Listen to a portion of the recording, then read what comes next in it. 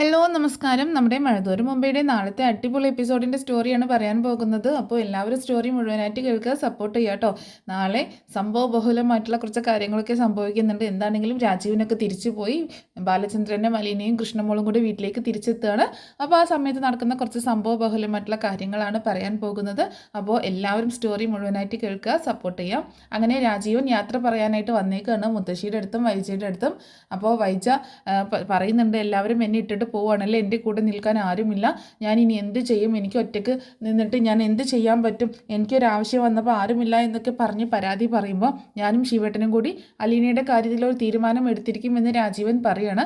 പിന്നീട് മുത്തശ്ശിയുടെ അടുത്ത് വന്ന് രാജീവൻ പോണ കാര്യമൊക്കെ സംസാരിക്കുമ്പോൾ മുത്തശ്ശി രാജീവനെ കുറ്റപ്പെടുത്തുന്നുണ്ട്. നീ വന്നപ്പോൾ അത് കൂടുതൽ പ്രശ്നം ആയി എന്നൊക്കെ പറയണം. ആ സമയത്ത് രാജീവൻ പറയുന്നത്, ഞാൻ വന്നതുകൊണ്ടാണോ അമ്മയെ പ്രശ്നം ഇങ്ങനെയൊക്കെ വഷളായത് എന്ന് ചോദിക്കുമ്പോൾ, അതെ, സംശയം എന്താണ്, മുൻപ് ഇത്രയും ആയിരുന്നില്ലല്ലോ, നീ ഇപ്പോൾ വലിയ പ്രശ്നങ്ങൾ ആക്കി വെച്ചിട്ട് നീ തിരിച്ചു പോകുന്നു, ഇനി എന്തൊക്കെയാണ് അവിടെ സംഭവിക്കാൻ പോകുന്നതെന്നൊന്നും അറിയത്തില്ലല്ലോ, നിനക്ക് അങ്ങോട്ട് തിരിച്ചു പോയാൽ മതിയല്ലോ, വൈജയുടെ ജീവിതമല്ലേ എന്നൊക്കെ പറയണം. അപ്പോൾ ആ സമയത്താണ് വൈജ അങ്ങോട്ടേക്ക് ജ്യൂസുമായിട്ട് വരുന്നത്. യാത്ര പറഞ്ഞു കഴിഞ്ഞില്ലേ എന്ന് ചോദിക്കുമ്പോൾ, ഞാനാണ് കുറ്റക്കാരൻ എന്നാണ് അമ്മ പറയുന്നത് എന്ന് പറയണം.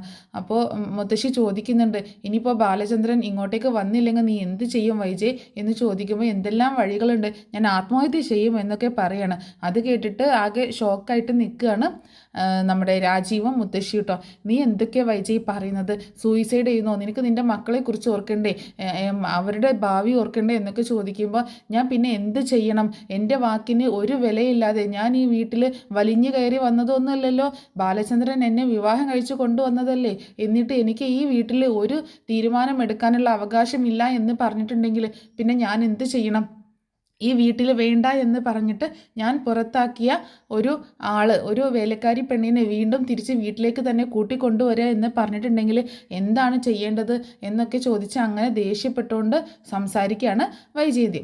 അതിനുശേഷം നമ്മുടെ രാജീവൻ വീട്ടിൽ നിന്ന് പോവുകയൊക്കെ ചെയ്യുന്നുണ്ട് കേട്ടോ, യാത്രയൊക്കെ പറഞ്ഞ് പോകുന്നുണ്ട്. അതിനുശേഷമാണ് ബാലചന്ദ്രനും അതുപോലെ നമ്മുടെ കൃഷ്ണമോളും അലീനയും ഒക്കെ കൂടി വരുന്നത്. അപ്പോൾ അതിൻ്റെയൊക്കെ ഒരു സ്റ്റോറിയാണ്, ഡീറ്റെയിൽഡ് സ്റ്റോറിയാണ്. അപ്പോൾ എല്ലാവരും സ്റ്റോറി മുഴുവനായിട്ട് കേൾക്കുക, സപ്പോർട്ട് ചെയ്യുക. നമ്മുടെ ചാനൽ ആദ്യമായിട്ട് കാണുന്നവരാണെങ്കിൽ ചാനലൊന്ന് സബ്സ്ക്രൈബ് ചെയ്ത് സപ്പോർട്ട് ചെയ്യുക കേട്ടോ. അതുപോലെ വീഡിയോ ഒന്ന് ലൈക്ക് ചെയ്തിട്ടും അതുപോലെ ഹൈപ്പ് ചെയ്തിട്ടും ഒന്ന് കാണാനായിട്ട് ശ്രമിക്കുക. അങ്ങനെ ബാലചന്ദ്രൻ വീട്ടിലേക്ക് തിരിച്ചു വരാനുള്ള തീരുമാനം എടുക്കുന്നുണ്ട് കേട്ടോ. അപ്പോൾ റിസോർട്ടിൽ ഇവരെല്ലാ സാധനങ്ങളും ഇങ്ങനെ പാക്ക് ചെയ്തുകൊണ്ടിരിക്കുകയാണ്. അപ്പോൾ കൃഷ്ണമോൾ ചോദിക്കുന്നുണ്ട്, അച്ഛാ നമ്മൾ ചെല്ലുമ്പോൾ അമ്മ എന്തായാലും പ്രശ്നം ഉണ്ടാക്കില്ലേ എന്ന് ചോദിക്കുമ്പോൾ, ഉണ്ടാക്കുമല്ലോ, ഉണ്ടാക്കണമല്ലോ, അപ്പോഴല്ലേ ഒരു രസമുള്ളൂ എന്ന് പറയാട്ടോ. സാറിന് എല്ലാം ഇത് തമാശയാണ് എന്ന് കൃഷ്ണ ഇങ്ങനെ അലീന പറയാട്ടോ. എന്ത് തമാശ, ഇതെൻ്റെ ജീവിത പ്രശ്നമാണ്, ഇത് തമാശയാണോ, നിൻ്റെ ജീവിതമല്ലേ ഇതെങ്ങനെ തമാശയാകും എന്നൊക്കെ ബാലചന്ദ്രൻ അലീനയോട് ചോദിക്കുന്നുണ്ട്. അപ്പോൾ കൃഷ്ണമോള് പറയുന്നുണ്ട്, അച്ഛനല്ലെങ്കിലും അങ്ങനെയാണ്, ചില സമയത്ത് അച്ഛൻ സീരിയസ് ആയിട്ട് സംസാരിക്കുമ്പോൾ ചിലപ്പോൾ തമാശ രൂപത്തിലൊക്കെ പറയും, ആ സമയത്ത് നമുക്ക് ദേഷ്യം വരും എന്നൊക്കെ കൃഷ്ണമോളും പറയുന്നുണ്ട് കേട്ടോ. ചിലപ്പോൾ നമ്മുടെ മനസ്സൊന്ന് റിലാക്സ് ആവാൻ വേണ്ടിയിട്ട് ചില സമയത്ത് നമ്മൾ തന്നെ സ്വന്തമായിട്ട് എന്തെങ്കിലുമൊക്കെ ജോക്ക് കണ്ടെത്തിക്കൊള്ളണം. അത്രയും പ്രോബ്ലമാറ്റിക് ആയിട്ട് നിൽക്കുമ്പോൾ എനിക്ക് നിങ്ങളടുത്തല്ലേ ഇങ്ങനെയൊക്കെ പറയാൻ പറ്റുള്ളൂ, എൻ്റെ പുന്നാര മക്കളല്ലേ എന്നൊക്കെ പറയാണ് ബാലചന്ദ്രൻ. അവരിങ്ങനെ കൊഞ്ചിക്കുകയാണ്. എനിക്ക് മനസ്സിലാവുന്നുണ്ട്, പൊന്നാര മക്കൾ എന്നൊക്കെ പറഞ്ഞ് സുഖിപ്പിക്കുന്നതാണ്. ഇപ്പോൾ അച്ഛൻ എന്നേക്കാൾ കൂടുതൽ ഇഷ്ടം അലീന ചേച്ചിയോടാണെന്ന് എനിക്കറിയാം എന്നൊക്കെ കുറുമ്പ് പറയാണ് കൃഷ്ണ. ആ സമയത്ത് അലീന പറയുന്നുണ്ട്, ഈ പെണ്ണിൻ്റെ ഒരു കാര്യം അങ്ങനെയൊന്നുമില്ല, അച്ഛൻ്റെ പ്രിയപ്പെട്ട പുന്നാര മോള് എന്നും നീ തന്നെയായിരിക്കും എന്ന് പറയണം. എനിക്ക് അങ്ങനെ കുശുമ്പൊന്നുമില്ല കേട്ടോ ചേച്ചി, എനിക്ക് സന്തോഷമേ ഉള്ളൂ, അച്ഛൻ്റെ പുന്നാര മോള് ചേച്ചിയാവുന്നതിൽ എനിക്ക് ഒത്തിരി സന്തോഷമേ ഉള്ളൂ എന്നൊക്കെ കൃഷ്ണ പറയുന്നുണ്ട്. എന്നാൽ വേഗം പാക്ക് ചെയ്ത് നമുക്ക് പോകാം എന്നൊക്കെ പറഞ്ഞ് അവർ സാധനങ്ങളൊക്കെ പാക്ക് ചെയ്ത് വീട്ടിലേക്ക് പോകണം. ആ സമയത്ത് അലീന ചോദിക്കുന്നുണ്ട്, ഇനി ഞാൻ എങ്ങനെ വീട്ടിലേക്ക് വരും സാർ, ഞാൻ വരുമ്പോൾ ഇനിയും പ്രശ്നങ്ങൾ ഉണ്ടാവില്ലെന്ന് ചോദിക്കുമ്പോൾ, അതൊക്കെ ഞാൻ കൈകാര്യം ചെയ്തോളാം, എൻ്റെ കൂടെ നിന്നാൽ മാത്രം മതി എന്ന് പറയാണ് ബാലചന്ദ്രൻ. അങ്ങനെ അവർ പാക്കൊക്കെ ചെയ്ത് പോരുക കേട്ടോ. അങ്ങനെ പിന്നീട് കാണിക്കുന്നത് നമ്മുടെ കടപ്പാട്ടൂർ വീടാണ്. അപ്പോൾ കടപ്പാട്ടൂർ വീട്ടിൽ മുത്തശ്ശീൻ്റെ അടുത്ത് വന്ന് സംസാരിക്കുകയാണ് വൈജ പറയുന്നുണ്ട്, ഇന്നെങ്ങാനും ചിലപ്പോൾ അവർ വരും അമ്മ എന്നൊക്കെ പറയുമ്പോൾ, അലീനയോ ഉണ്ടാവുമോ കൂടെ എന്നൊക്കെ ചോദിക്കുകയാണ് മുത്തശ്ശി. മിക്കവാറും ഉണ്ടാവും, ഞാൻ എന്താ ഇപ്പോൾ ചെയ്യേണ്ടത്, എനിക്ക് ഒരു ഐഡിയയും ഇല്ല എന്നൊക്കെ പറയുന്നുണ്ട് കേട്ടോ. അപ്പോൾ മുത്തശ്ശി പറയുന്നുണ്ട്, നോക്കാം നമുക്ക് എന്താണ് ചെയ്യാൻ പോണത്, അവർ ഒരുമിച്ചാണോ വരുന്നത്, അതോ ഇനി ചിലപ്പോൾ അലീനെ എറണാകുളത്ത് കൊണ്ടാക്കിയിട്ടാണെങ്കിലോ വരുന്നത് എന്നൊക്കെ പറയാണ് മുത്തശ്ശി. അങ്ങനെയൊന്നും ആവാൻ സാധ്യതയില്ല അമ്മേ, ബാലചന്ദ്രൻ എന്നോട് ഭയങ്കര ദേഷ്യമാണ്, എന്താണെന്ന് എനിക്ക് മനസ്സിലാവുന്നില്ല എന്നൊക്കെ പറയുമ്പോൾ ഇനിയെങ്ങാനും ആ പഴയ കാര്യങ്ങളെങ്ങാനും അറിഞ്ഞിട്ടുണ്ടാവോ എന്നിങ്ങനെ മുത്തശ്ശി പറയുമ്പോൾ അമ്മയൊന്നും മിണ്ടാതിരിക്കുന്നുണ്ടോ, വീണ്ടും വീണ്ടും അത് പറഞ്ഞ് എന്നെ ഇങ്ങനെ ടെൻഷനാക്കല്ലേ എന്ന് പറയാണ് വൈജ. ആ സമയത്ത് പിന്നീട് കാണിക്കുന്നത് നമ്മുടെ കൊല്ലപ്പള്ളിയിലാട്ടോ. കൊല്ലപ്പള്ളിയിൽ കമലയും ഹരിയും അതുപോലെ അഞ്ജുവും കൂടി സംസാരിച്ചുകൊണ്ടിരിക്കുകയാണ്. രാജീവ് ഇവിടെ വന്നിട്ട് തിരിച്ച് അങ്ങോട്ടേക്ക് വന്നതാണല്ലോ. അപ്പോൾ തിരിച്ച് കൊല്ലപ്പള്ളിയിലേക്ക് തന്നെ വന്നേക്കാണ്, അവിടെ നിന്നാണ് പോണത്. ആ സമയത്ത് സംസാരിക്കുമ്പോൾ കമല ചോദിക്കുന്നുണ്ട് രാജീവിനോട്, എന്തായി രാജീവ് അവിടെ പോയിട്ട് അവിടുത്തെ അവസ്ഥ എന്താണെന്നൊക്കെ ചോദിക്കുന്നുണ്ടായിരുന്നു. എന്താണെങ്കിലും ബാലചന്ദ്രൻ അവളെയും കൂട്ടി തിരിച്ചു വരും, ഇന്ന് തിരിച്ചു വരും, ഞാനിന്ന് പോവുകയാണ്, ഞാനിനി അങ്ങോട്ടേക്ക് ഇല്ല, എന്താണെങ്കിലും അവിടുത്തെ കാര്യങ്ങളൊക്കെ വൈജ തന്നെ നോക്കട്ടെ എന്നൊക്കെ പറയണം. അപ്പം നീയും കൈയൊഴിഞ്ഞ് പോവുകയാണല്ലേ എന്ന് ചോദിക്കുമ്പോൾ എന്നെക്കൊണ്ട് ഇതിൽ കൂടുതൽ എന്ത് ചെയ്യാൻ പറ്റും, എനിക്ക് അവിടെ ജോലിയൊക്കെ ഉള്ളതല്ലേ, എത്ര നാളാണ് ലീവൊക്കെ എക്സ്റ്റെൻഡ് ചെയ്യുക, അതുകൊണ്ട് എനിക്ക് തിരിച്ചു പോയേ പറ്റത്തുള്ളൂ, ഇത് മാത്രം നോക്കി ഇവിടെ ഇങ്ങനെ നിൽക്കാൻ എനിക്ക് പറ്റത്തില്ലല്ലോ എന്ന് പറയാണ് രാജീവൻ. ആ സമയത്ത് നമ്മുടെ അഞ്ജു പറയുന്നുണ്ട്, ഇപ്പോൾ വലിയ പ്രശ്നമൊന്നുമില്ലാതെ പോകുന്നുണ്ടെങ്കിലും ഇപ്പോൾ കുറച്ച് ശാന്തസുന്ദരമായിട്ട് പോകുന്നുണ്ട്, നിലവിലെ സ്ഥിതിഗതികൾ ശാന്തമാണെങ്കിലും താമസിയാതെ തന്നെ ഒരു പൊട്ടിത്തെറി ഉണ്ടാവാനുള്ള എല്ലാ സാധ്യതയും കാണുന്നുണ്ട് എന്ന് പറയണം. ഒന്ന് മിണ്ടാതിരിക്കടി അവിടെ നിന്ന് കമല ഇങ്ങനെ വഴക്ക് പറയുന്നുണ്ട്. ഞാൻ പറഞ്ഞത് ശരിയല്ലേ, അങ്കിള് മിക്കവാറും ആ അലീനയും കൂട്ടിയിട്ടായിരിക്കും വീട്ടിൽ വരുന്നത്, വൈജി ആൻറ്റി വെറുതെ ഇരിക്കത്തൊന്നുമില്ല എന്ന് പറയുന്നുണ്ട് കേട്ടോ. അങ്ങനെ പിന്നീട് കാണിക്കുന്നത് നമ്മുടെ ബബിത ഉണ്ടല്ലോ, ബബിത ഫോണിൽ ഇങ്ങനെ അലനോട് ഇങ്ങനെ കൊഞ്ചിക്കൊഴിഞ്ഞ് സംസാരിച്ചുകൊണ്ട് ഫോൺ ചെയ്തുകൊണ്ടിരിക്കുക കേട്ടോ സിറ്റ് ഔട്ടിൽ. ആ സമയത്താണ് ബാലചന്ദ്രൻ്റെ കാർ അങ്ങോട്ടേക്ക് വരുന്നത്. പെട്ടെന്ന് ഫോണൊക്കെ കട്ട് ചെയ്തിട്ട് ബബിത എഴുന്നേൽക്കുന്നുണ്ട്. ബബിത നോക്കുമ്പോൾ ബാലചന്ദ്രൻ കാറിൽ നിന്ന് ഇറങ്ങുന്ന കൃഷ്ണമോളും ഇറങ്ങുക കേട്ടോ. അപ്പം ബബിതയ്ക്ക് സന്തോഷമാവുന്നുണ്ട്. പിന്നെയാണ് കാണുന്നത് പുറകിലെ സീറ്റിൽ നിന്ന് അലീനയും കൂടി ഇറങ്ങുന്നത് കേട്ടോ. അത് കണ്ടപ്പോൾ ബബിത ആക്കി ഷോക്കായിട്ട് ഇങ്ങനെ നിൽക്കുകയാണ്. പെട്ടെന്ന് തന്നെ ബബിത അകത്തേക്ക് പോയിട്ട് വൈജയെ അറിയിക്കുന്നുണ്ട്, അമ്മേ ഇതേ അച്ഛനും കൃഷ്ണമോളും വന്ന് കൂടെ അലീനയും ഉണ്ട് എന്ന് പറയണം. അത് കേട്ടതും വൈജയ ആകെ ഷോക്കായിട്ട് ഇങ്ങനെ നിൽക്കുകയാണ്.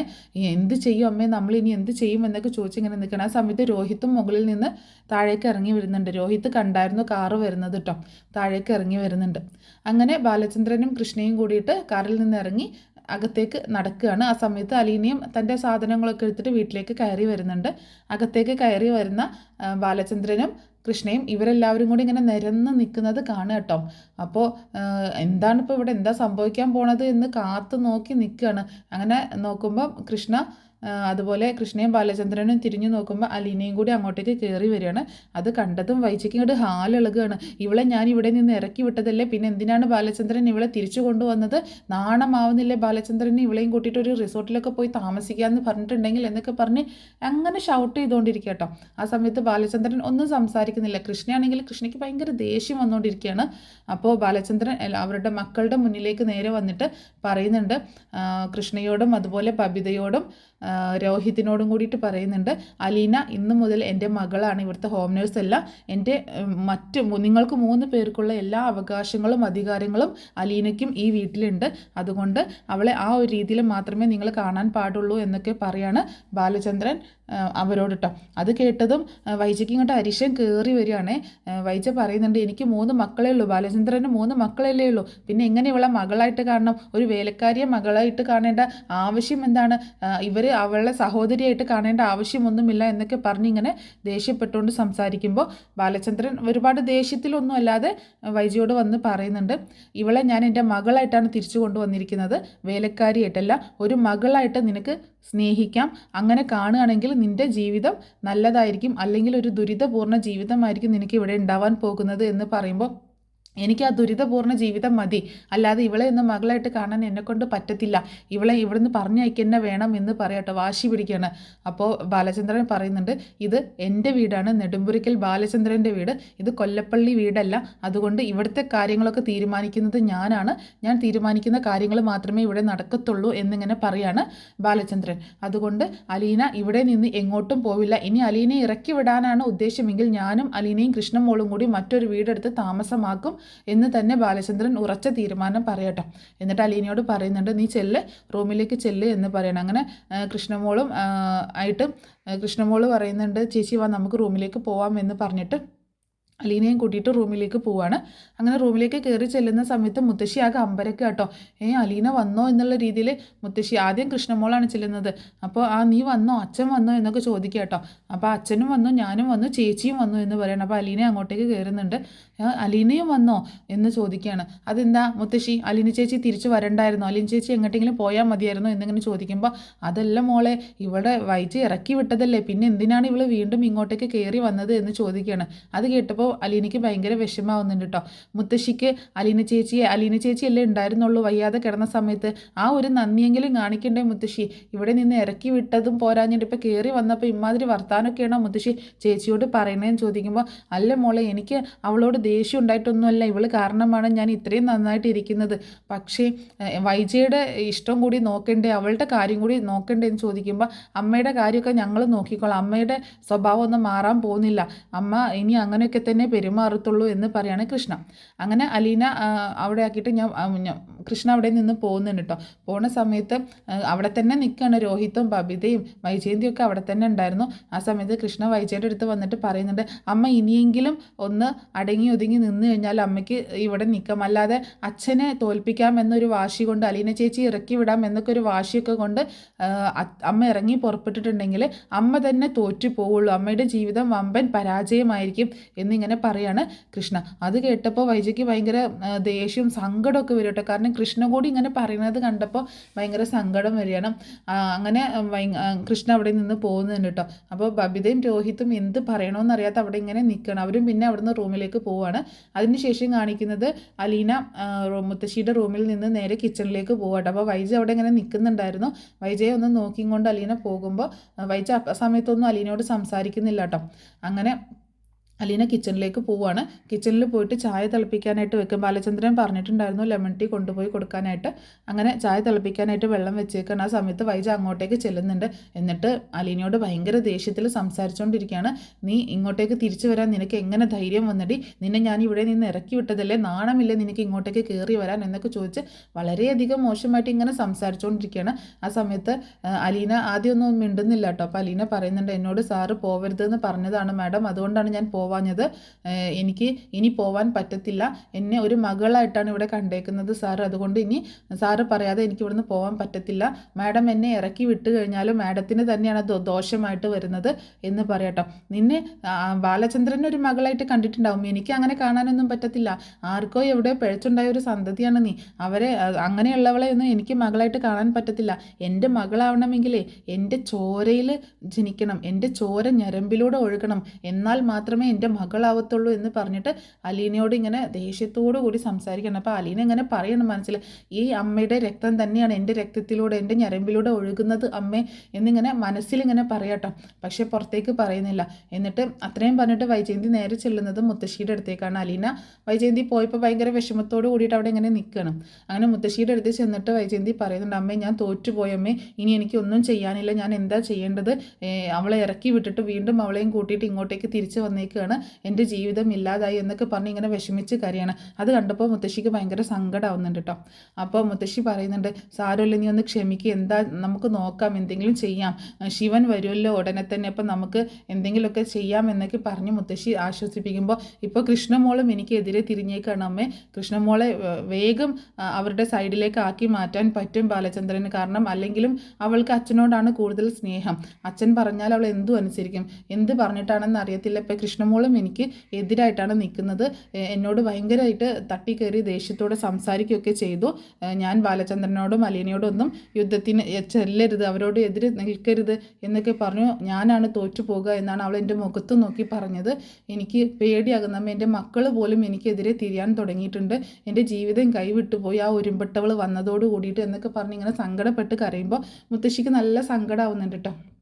അങ്ങനെ മുത്തശ്ശി പറയുന്നുണ്ട്, സാരമില്ല നമുക്ക് നോക്കാം, എന്താ സംഭവിക്കാൻ പോകുന്നത് നമുക്ക് നോക്കാം എന്നൊക്കെ പറഞ്ഞ് വൈജയ് ഇങ്ങനെ സമാധാനിപ്പിക്കുന്നുണ്ട്.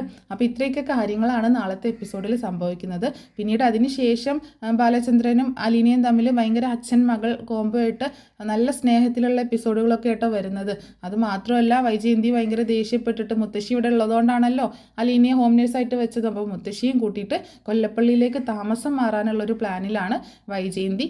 അപ്പോൾ മുത്തശ്ശി എന്താണെങ്കിലും അങ്ങോട്ടേക്ക് കൊണ്ടാക്കാനുള്ളൊരു പ്ലാനിലാണ്. കൂടെ വൈജയന്തിയും പോകാനുള്ളൊരു സാധ്യതയുണ്ട് കേട്ടോ. അപ്പം എന്താണെങ്കിലും ഇത്രയൊക്കെ ഉള്ളൂ നാളത്തെ എപ്പിസോഡിൻ്റെ സ്റ്റോറി. അപ്പോൾ ഈ സ്റ്റോറി എല്ലാവർക്കും ഇഷ്ടമായിട്ടുണ്ടാവുമെന്ന് വിചാരിക്കുകയാണ്. ഇഷ്ടമായിട്ടുണ്ടെങ്കിൽ സപ്പോർട്ട് ചെയ്യാൻ മറക്കരുത് കേട്ടോ, സബ്സ്ക്രൈബ് ചെയ്യാൻ മറക്കരുത്. അതുപോലെ വീഡിയോ ഒന്ന് ലൈക്ക് ചെയ്യാനും ഹൈപ്പ് ചെയ്യാനൊന്നും മറക്കരുത്. നെക്സ്റ്റ് ഒരു വീഡിയോ ആയിട്ട് വരാം. Thanks for watching.